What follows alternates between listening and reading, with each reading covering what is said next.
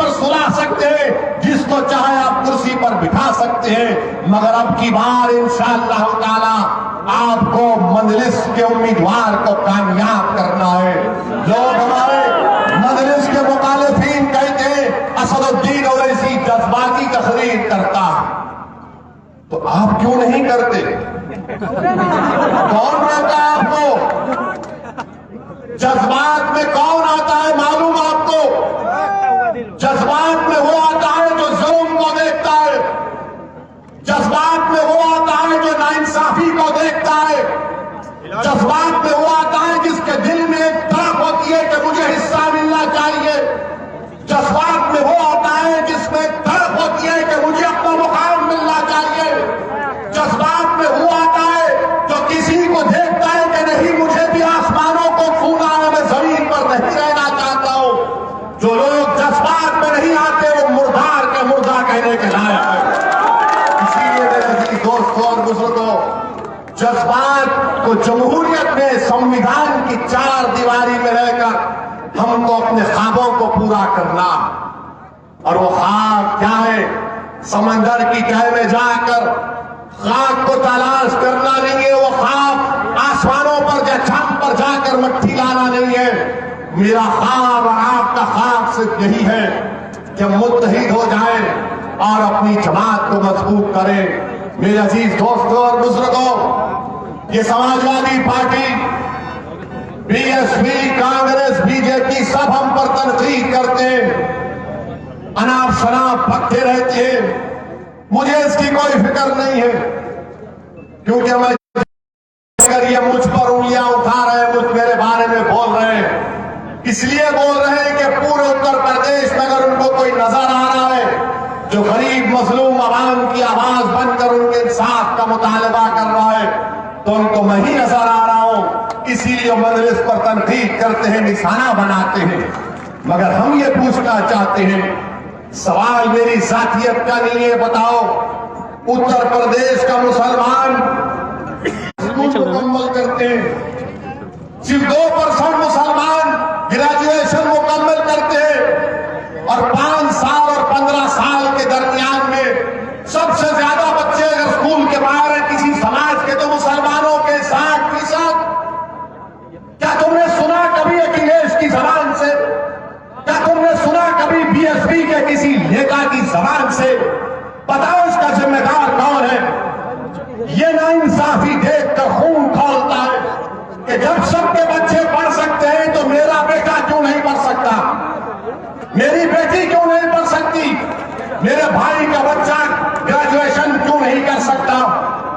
ये इसलिए नहीं करना चाहते, ये कभी आपको ताकतवर नहीं बनाना चाहते, ये सिर्फ आपको डराएंगे डराएंगे डराएंगे डराएंगे, खौफ दिलाएंगे। अगर तुम मजलिस को वोट दिए, तुम अगर ओवैसी की बातों में आ गए तो फुलां जीत जाएगा। अरे पूरे भारत में बीजेपी 2 मरतबा उनका प्रधानमंत्री बन गया, तो ओवैसी की वजह से बना मोदी या तुम्हारी नाहली की वजह से बना? मैं जिम्मेदार हूं उसका। हर वक्त कहेंगे नहीं असदुद्दीन ओवैसी आया है तो वोट काट देगा मुसलमानों के, कहते हैं ना, कहते हैं ना कि ओवैसी लड़ेगा तो वोट काट देगा। अब मेरा सवाल, इसका जवाब आपको देना पड़ेगा। अखिलेश यादव को आपने झोली भर भर के वोट दिया ना, इसी विधानसभा से दिया ना, तो सूर्या कैसे जीता?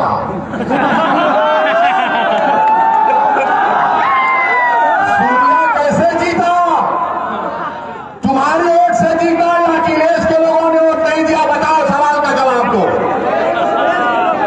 तुमने सूर्या को वोट दिया या अनूप को वोट दिया? शर्मो मत, बताओ कितनों ने सपा को वोट दिया? आप उठाओ, शर्मो ने, डरने की जरूरत नहीं, अल्लाह से डरो। अब आप ये अपने दिल से पूछो कैसे सूर्या जीत गया? मैं तो नहीं था ना, हम थे क्या? ये दाढ़ी वाला टोपी वाला तो नहीं था ना, तो फिर कैसे सूर्या जीत गया? जीता ये जीता इसलिए क्योंकि अखिलेश भैया के लोग उसको अपना नेता मान लिए, उसको वोट दे। और आप तो बोला नहीं डालेंगे तो वो जीत जाएंगे, डराया। अब आपको फैसला करना है, डरने और घबराने की जरूरत नहीं है। और 2019 के पार्लियामेंट के चुनाव हुए, में पार्लियामेंट का चुनाव कौन जीते? बीजेपी। पार्लियामेंट का चुनाव कौन जीता? बीजेपी के जीते ना। आपने वोट दिया बीजेपी को? दिया आपने वोट बीजेपी को? देंगे बीजेपी को? फिर जीता कैसा बीजेपी? यादव कैसा जीता बीजेपी? यादव ने दिया। कौन दिया बीजेपी को? यादव बोलते हैं तो समाजवादी भी वोट काटने के लिए रहा है। अच्छा, हम एक और सवाल का जवाब, अब इस सवाल का जवाब आप लोग देंगे। क्या तुमने कभी सुना कि हमारे हिंदू भाइयों ने अगर बीजेपी को वोट दिया तो क्या अखिलेश ने कहा कि हिंदू वोट डिवाइड हो गया इसलिए मैं हार गया? तुमने सुना कभी? क्या तुमने कभी सुना कि बहुजन समाज के नेता ने कहा कि हमको हमारे दलित समाज दे, हम नहीं दे रहे हो तुमको, वो कैसा जीत रहा?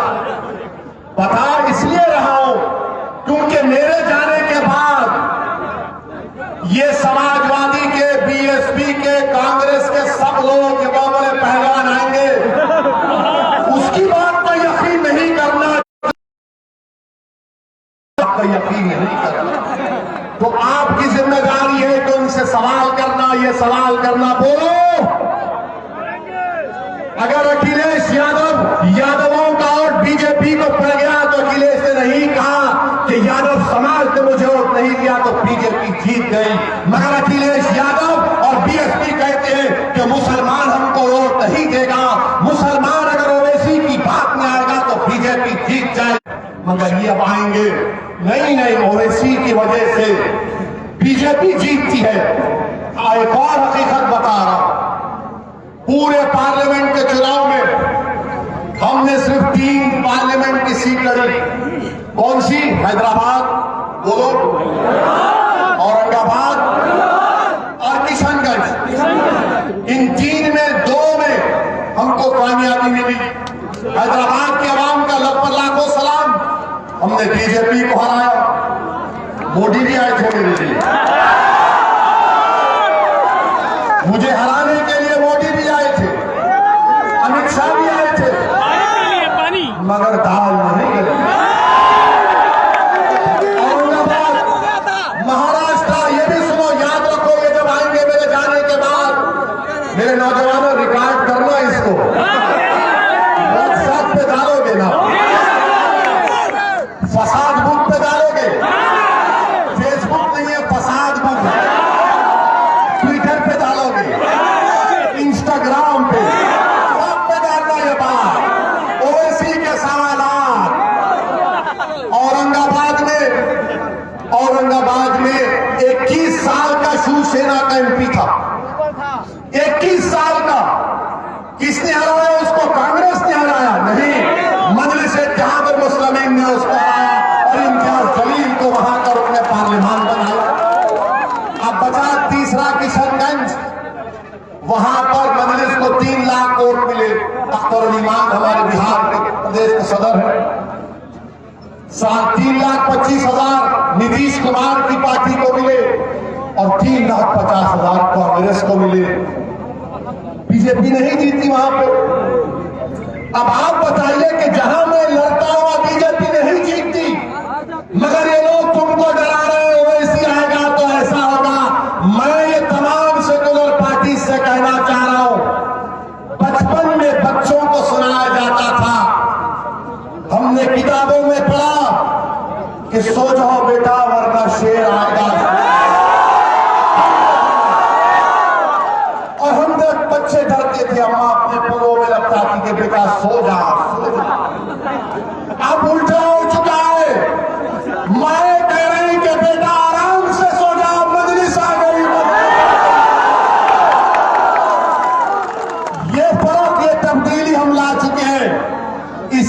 इनको डर होने लगा है। इसीलिए इनको लग रहा है कि अब वो जो मुसलमानों का वोट, जो उनका कैदी था, जो उनका वोट बैंक था, जिनका रिजर्व बैंक था, उनको नजर आ रहा है कि असदुद्दीन ओवैसी की पार्टी उस वोट बैंक को वोट बैंक नहीं बल्कि ताकत के तौर पर मुसलमानों के हक के लिए इस्तेमाल कर रहा है। ये बात आपको समझता है मेरे अजीज दोस्तों और बुजुर्गों। डरने और घबराने की जरूरत नहीं है। अब आप आ जाइए बाबा के बारे में। मुख्यमंत्री है मगर मैं उनको बाबा कहता हूं। लोग महाराज भी कहते हैं। अब इनके लोग ये बोलते हैं बाबा जाए मठ में सबका साथ, सबका विकास, सबका विश्वास। मोदी जी बोलते ना। अच्छा, आप मेरे को बताइए कि भारत सरकार ने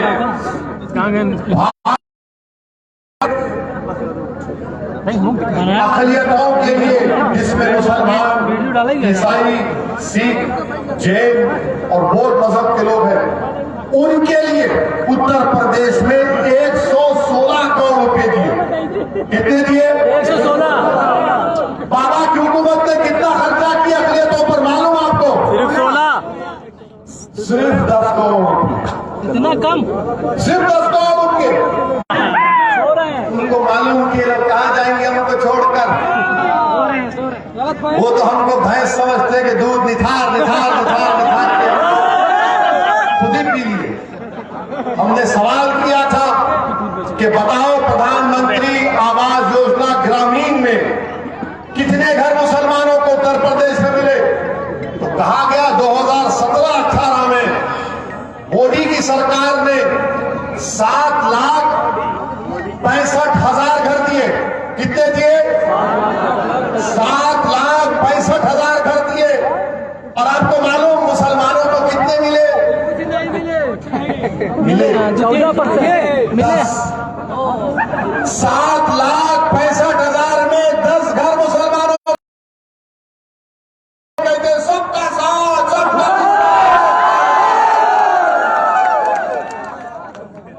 यानी बताइए आप कितना नाइंसाफी और झूठ हमसे। और फिर एक और जगह पर एक बीजेपी के लोगों ने कह दिया कि हम मुसलमानों के लिए इतना कर रहे हैं, ओवैसी तो सिर्फ बहकाव भाषण देते हैं। हम यहाँ बीजेपी के साथ तक वो भी गायब मदरसा। अब आपने टीवी पर देखा होगा कि माशाल्लाह हमारे टीवी के लोग भी मोदी जी के बहुत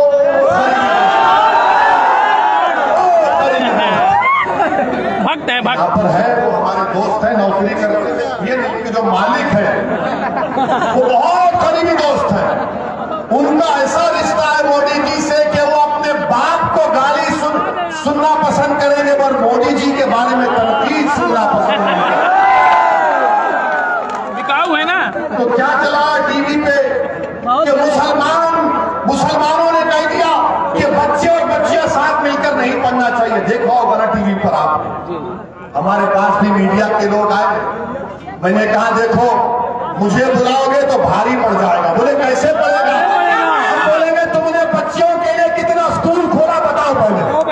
सही है। मैं बात चैलेंज कर रहा हूं बीजेपी से, उत्तर प्रदेश की सरकार को बताओ तुमने 4.5 साल के अपने इक़्तिदार में मुसलमान बच्चियों के लिए कितने स्कूल खोले? तो जवाब आएगा ओवैसी हिंदू मुस्लिम की बात करता है, हमने सबके लिए खोल दिया। अगर सबके लिए खोला तो फिर तालीम से दूर मुसलमान महिलाएं हैं, बच्चियां, आप उनके लिए नहीं खोलेंगे। और आप बोलेंगे नहीं ये साथ मिलकर पढ़ना नहीं चाहते।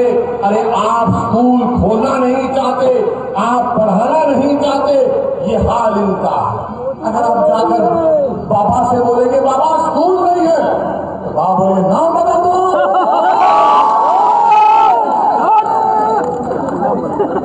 बाबा से बोलेंगे स्कूल नहीं है, मुसलमान बच्चों के नाम बता दो। आप बोलेंगे अरे नहीं स्कूल नहीं है, तो बोलेगा ठोक दूंगा। आप बताइए एक मुख्यमंत्री इस तरह की जबान इस्तेमाल अच्छा आप देखिए, आपके सुल्तानपुर में अस्पताल कितने हैं? सुल्तानपुर में 2 डिस्ट्रिक्ट हॉस्पिटल है घटिया एकदम। और वाराणसी में 4 है। ये क्यों ना इंसाफी है सुल्तानपुर की जनता से? और फिर सुल्तानपुर नगर में 19 पब्लिक हेल्थ सेंटर है, सुल्तानपुर में खाली 40 है। बाबा क्या करेंगे आप? तो बोलेंगे ओएसी ठोक दूंगा। हम अपना हक पूछ रहे हैं, बताइए आप ये क्या हो रहा है? जब ये मसाइल हम उठाते हैं तो इनको लगता है कि नहीं ये ऐसा हो रहा है, ये जज्बात में ला रहा है, ये बीजेपी को फायदा पहुंचा रहा है, ये मुसलमानों के वोट काट रहा है। अरे वो जो उत्तर प्रदेश में हमारा हिंदू भाई मोदी को वोट किया, तुम्हारी जबान में तुम्हारे मुंह में जबान है ना, बोलो उनके बाद क्या यादवों ने वोट नहीं दिया मोदी को? दिया नहीं दिया? इसीलिए सोनिया जीता ना। क्या हमारे दलित भाइयों ने नहीं दिया? क्या ठाकुरों ने नहीं दिया? क्या ब्राह्मण समाज के लोगों ने नहीं दिया? सब देते हैं, मगर कोई ये नहीं कहता कि हिंदू वोट जो हुआ उसके बारे में नहीं बोलोगे। लखनऊ से करीब कानपुर, उत्तर प्रदेश की राजधानी से करीब कानपुर, एक मुसलमान है, उसको मारा और पीटा जा रहा है। तस्वीर की दुनिया में तुमको लेकर जाना चाहता हूं। फर्ज करो कि तुम हो और कानपुर में इस मजमे के तमाम में से तो एक लोग हो।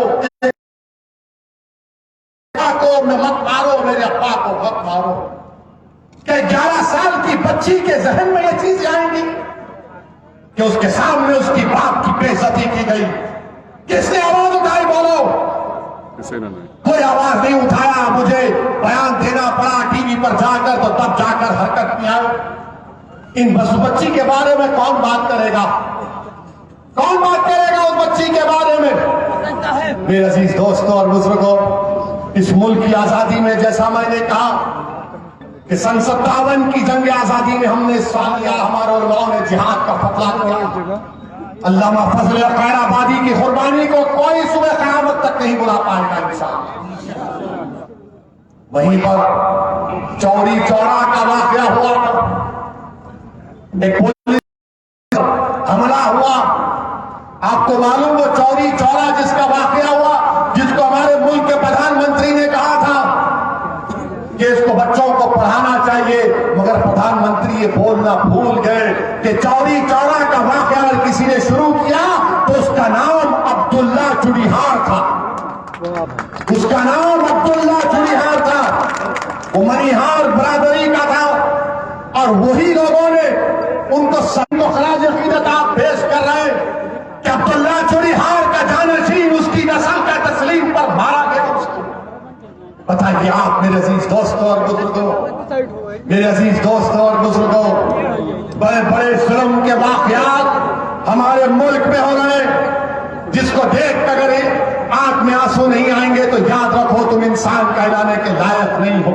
कभी एक फकीर है तो उसको मारा जाता है कि तूने क्यों भीख मांगी। खुर्शीद का वाकया यहां पर हुआ नहीं हुआ? खुर्शीद अहमद का वाकया सुल्तानपुर में हुआ और सबसे पहले वहां पर हमारे अकरम बेग साहब और सरफराज साहब पहुंचे। ये जुल्म के वाकयात हमारे पर इस प्रदेश में और पूरे मुल्क में हो रहे हैं। मेरे अजीज दोस्तों और बुजुर्गों, मैं आपको सिर्फ यही बताना चाहता हूं कि डरने और घबराने की जरूरत नहीं है। याद रखो, भारत का संविधान आपको इस बात की इजाजत देता है कि आप अपने मजहब पर चलें। आपको मजहबी आजादी दे दी गई है, आप अपने मस्जिदों को आबाद रखें। भारत के संविधान में आपकी जिंदगी, हर भारत के शहरी की जिंदगी एक बुनियादी हक है, फंडामेंटल राइट है। डरने और घबराने की जरूरत नहीं है। और एक बात मेरी याद रखो कि जो जुल्म करता है ना, वो जालिम खत्म हो जाता है। फिरौन था ना, फिरौन मालूम कौन था आपको? फिरौन एक बादशाह था, जुल्म करता था और अपने आप को खुदा कहता था। तो अल्लाह ने हजरत मूसा को उसकी तरफ भेजा और उसके दरबार में, फिरौन के दरबार में गरीब लड़की थी, बहुत गरीब थी, झोपड़ी में रहती थी। उसका काम यह था कि फिरौन के बेटी के बालों को कंघी किया जाए। और एक दिन जब वो फिरौन के महल में बादशाह की बेटी के बालों में कंघी कर रही थी तो कंघी नीचे गिर गई। उसने झुककर उठाया और कहा कि मेरा रब वो है जो मूसा और हारून का रब है, कि रब मूसा और हारून, मेरा रब वो है जो अल्लाह है। उसने कहा, तो बादशाह की बेटी ने कहा कि तू मेरे बाप को खुदा नहीं मानती? तो उसने कहा नहीं, मैं उसको खुदा मानती हूं जो तेरे बाप का और तेरा और मेरा वो अल्लाह है, मैं उसको अपना रब मानती हूं। उसने जाकर अपने बाप से कहा कि एक कनीज है काम करने वाली जो मेरे बालों में कंघा करती, वो तुझको खुदा नहीं मानती। फिरौन ने उसको अपने दरबार में बुलाया। उसके दो बच्चे थे, एक शीरखार बच्चा था और एक 10-11 साल का बच्चा था। दो रिवायतें हैं। एक रिवायत में आया कि फिरौन ने कहा कि क्या तू मुझे खुदा नहीं मानती? तो उसने कहा नहीं, मैं उसको मानती हूं जो तेरा भी रब है और मेरा भी रब है, वो अल्लाह है। उसने कहा देख, मैं एक बड़ा तांबे का बर्तन लाया, उसमें तेल डाला और उसको खूब जलाया और कहा कि अगर नहीं मानेगी मुझे खुदा तो तेरे बेटे को उसमें डाल दूंगा, तेरे 10 साल के बेटे को। उसने कहा कि मैं तब भी तुझे अपना रब नहीं मानूंगी, मेरा रब वो है जो तुझे और मुझे और सारी कायनात को बनाया वाला। उस जालिम फिरौन ने उस बच्चे को उसकी मां के हाथ से छीन कर तेल में डाल दिया। वो बच्चा फौत हो गया। फिर पूछा बोल अब क्या बोलेगी? तो उसने जब देखा कि बच्चे की हड्डियां सामने आ गई, उसकी आंख से आंसू निकलना शुरू हो गए, तो बादशाह फिरौन ने कहा अब तू डर गई, अब मान ले मुझे खुदा, के आंख में आंसू आ गए। तो उस लड़की ने कहा कि मेरे आंख में आंसू मेरे बच्चे की मौत की वजह से नहीं या तेरी खौफ की वजह से नहीं, मेरे आंख में आंसू सिर्फ इसलिए आए कि अल्लाह मुझे एक ही जान दिया अपने दीन पर कुर्बान करने के लिए। फिरौन ताज्जुब किया और फिर कहा कि तेरे शीरखार बच्चे को ले लूंगा। उसके सीने से छीन लिया गया। तो जब बच्चे को, जो 6-7 महीने का बच्चा था, जब उसको तेल में डाला जा रहा था तो अल्लाह ने उस बच्चे को ताकत दी बोलने की। उसने कहा मां तू कह दे कि तेरा मेरा सब बड़ा अल्लाह है, तू इस तेल की तरफ मत देख, कह दे कि मेरा रब अल्लाह है। उस बच्चे को डाल दिया गया। तो याद रखो, अल्लाह रब्बुल कायनात है, अल्लाह रज़्ज़ाक़ है, अल्लाह गफ्फार है, अल्लाह रहमान है, अल्लाह रहीम है, अल्लाह करीम है। और अल्लाह के दरबार में कभी भी जालिमों से अल्लाह इंसाफ करता है और जुल्म का खात्मा होगा इंशाअल्लाह। इंशाअल्लाह। और याद रखो, वो सहाबी रसूल का वाक़या याद आ रहा है। जब रोमियों से जंग हुई, हजरत अब्दुल्लाह फाशानी थे जिनको रोम के बादशाह ने गिरफ्तार कर लिया और उनसे कहा कि तुम इस्लाम को छोड़ दो। तो उसके पीछे लगा दिया। वो जेल में भागते थे, उससे कहते थे कि मुझे हाथ मत लगा, तू गैर महरम है। फिर बादशाह ने बुलाया उनको और कहा कि चलो मैं तुमको एक और ऑफर देता हूं, तुम मेरी अंगूठी को चूम लो। उस अंगूठी पर कुछ और निशान था। उन्होंने कहा ये भी नहीं कर सकता, ये होठ जो अशहदु अल्ला इलाहा इल्लल्लाह व अशहदु अन्ना मुहम्मद रसूलुल्लाह कहते हैं, जो मोहम्मद मुस्तफा सल्लल्लाहु अलैहि वसल्लम की गुलामी में सलात और सलाम पढ़ते हैं, इन होठों को मैं वहां नहीं चूम सकता। बादशाह ने कहा मेरे माथे को चूम ले, मैं 100 सहाबियों को आजाद कर दूंगा। उन्होंने कहा नहीं करूंगा। फिर कहा कि 300 रिहा करूंगा। तो उन्होंने कहा तुम पूरों को रिहा करो, तेरे माथे को चूमूंगा। उन्होंने माथे को चूमा और जब वापस गए तो खलीफा हजरत उमर थे। हजरत उमर थे। हजरत उमर ने आगे बढ़कर हजरत अब्दुल्ला हुदैफा की पेशानी को छुआ। और कि वो जो फिरौन के दरबार का वाकया है, जब शबे मिराज में अल्लाह के रसूल सल्लल्लाहु अलैहि वसल्लम सफरे मिराज पर जा रहे थे, तो एक पहाड़ी में आका दो आलम सल्लल्लाहु अलैहि वसल्लम को अच्छी खुशबू आई। तो जिब्रील से पूछा ये कौन है? तो कहा ये वो लड़की है जिसने फिरौन के दरबार में अपनी औलाद को कुर्बान कर दिया और कहा कि तू मेरा खुदा नहीं है, अल्लाह मेरा रब। मेरे अजीज दोस्तों और बुजुर्गों, हिम्मत और हौसले को बरकरार रखो। इन जलसों को मुनक्कद करने का या आपके दरमियान में आने का अहम पैगाम यह है कि डरने और घबराने की जरूरत नहीं है। अल्लाह हमारे लिए काफी है। हस्बुनल्लाहु व निअमल वकील, हस्बुनल्लाहु व निअमल वकील, वो नेमल मौला व नेमल नसीर। मेरे अजीज दोस्तों, डरने की जरूरत नहीं है। ये बीजेपी आरएसएस है, ये बेचारे हिस्ट्री नहीं मालूम इनको हिस्ट्री नहीं आती। अभी कल आरएसएस के मोहन ने कहा, क्या कहा कि इस्लाम भारत में इन्वेडर से आया। हमको कल मीडिया वाले लखनऊ में पूछे, हमने यही कहा कि मोहन भागवत जो है हिस्ट्री को नहीं जानते। मोहन भागवत जो है हिस्ट्री को नहीं जानते। हमने उनसे कहा कि इस्लाम इस मुल्क में बादशाहों की वजह से नहीं आया। इस्लाम इस मुल्क में आया तो सूफियों की और तिजारत करने वालों की वजह से आया। और हमने उनको मोहन भागवत से हमने पूछा कि इस्लाम अगर आया तो वेस्ट कोस्ट में आया। और किसने कहा मालूम आपको? इस्लाम बादशाहों से इस्लाम भारत में नहीं आया। किसने कहा मालूम आपको? मालूम नहीं सर, मोदी जी ने कहा। हाँ। अब आप जाकर देखिए, मोदी जी ने अप्रैल 3, 2016 को 7:13 को